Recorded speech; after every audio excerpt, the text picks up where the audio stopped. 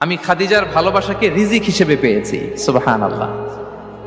রাসূল সাল্লাল্লাহু আলাইহি ওয়াসাল্লাম এই শব্দটা ইউজ করেছেন, রিজিক, রুজিকতু হুব্বাহা।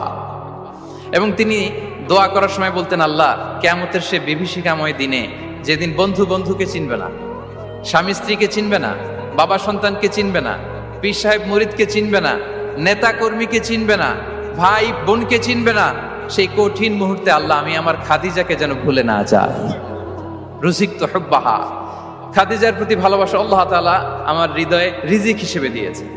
তাহলে রিজিকের সর্বোত্তম স্তর হচ্ছে পুণ্যবান স্ত্রী, নেককার সন্তান।